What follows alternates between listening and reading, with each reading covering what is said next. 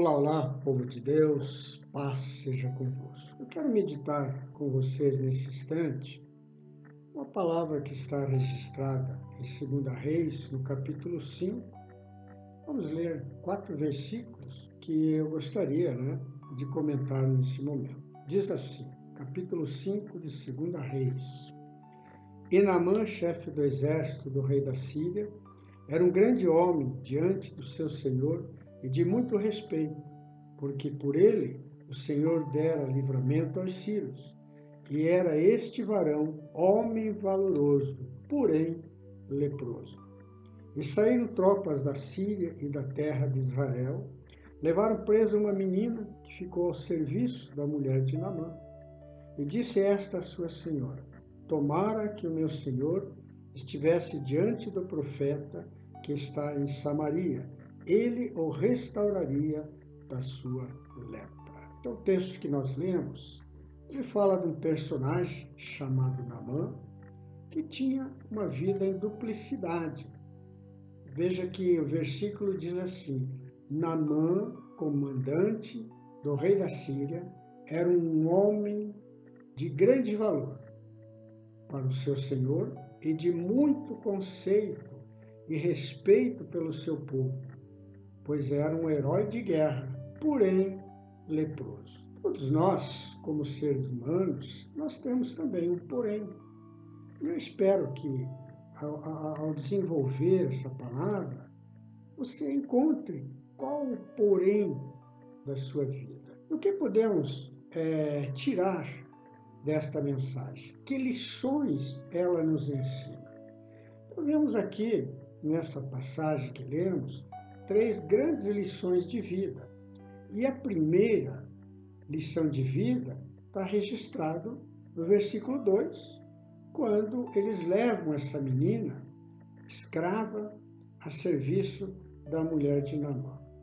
Esse, para mim, é um dos textos mais lindos sobre missões, dentre os muitos que encontramos na palavra de Deus. Essa garota foi levada como empregada, sem direito algum, sem uma carteira assinada, sem um salário no final do mês, sem recolher um INSS, FGTS, sem ter férias, 13º salário, foi levada literalmente como escrava. Estava ali uma excelente ocasião de se vingar da violência sofrida. Tinha todos os motivos do mundo para odiá-lo, mas, no entanto, deparou-se com a oportunidade de ser instrumento de Deus naquela casa e assim o fez. Como nós, nos dias de hoje, quantas oportunidades nós temos de falar do amor de Deus e muitas vezes nós ficamos omissos, perdemos aquela oportunidade.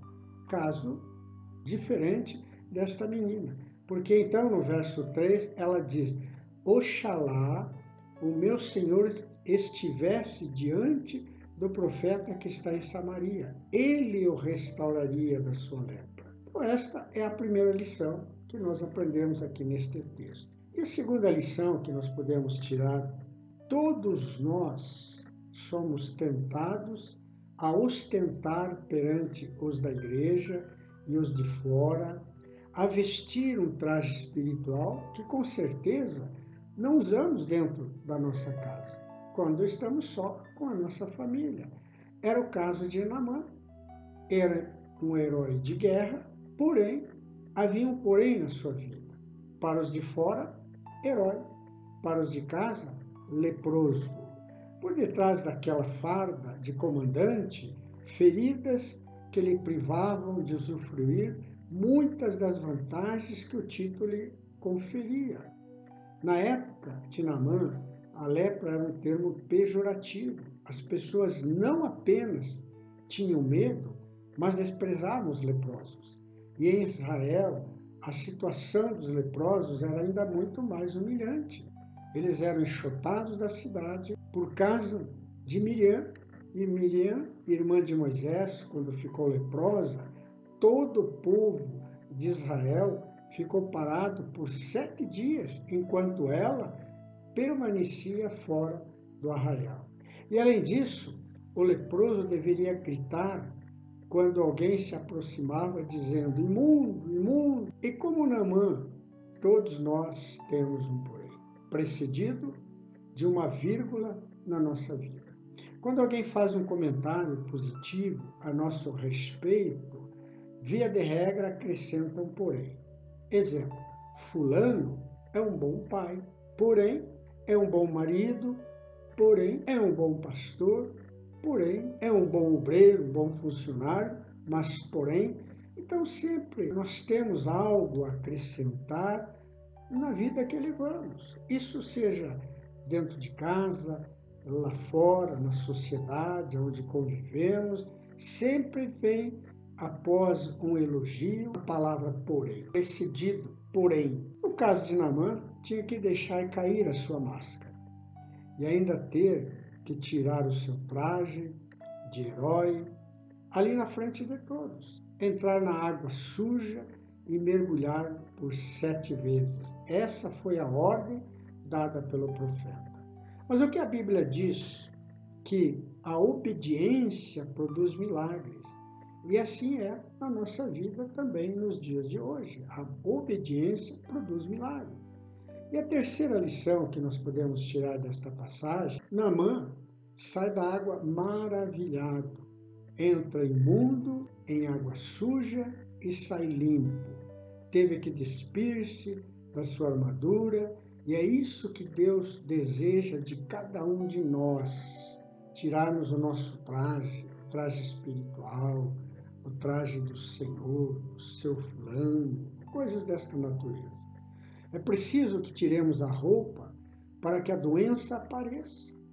Não a doença visível a todos, mas aquele mal escondido sob a fachada religiosa que às vezes ostentamos diante de todos e que os faz pensar que somos e o que não somos.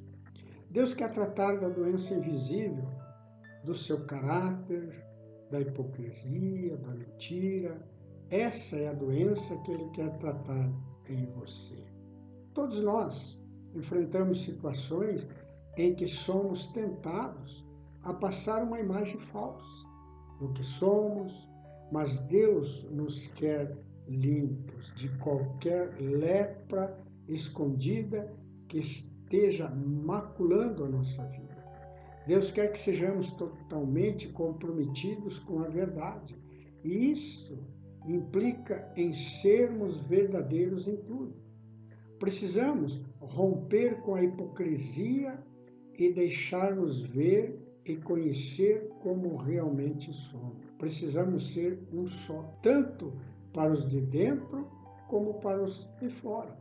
Só o Rio Jordão resolveria o problema da vida dupla que Naamã levava. Não poderia ser outro rio.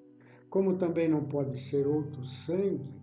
Não serve o sangue de galinha ou de bode, nem outro sangue. Só o sangue do Cordeiro é capaz de limpar a lepra que mancha a sua vida.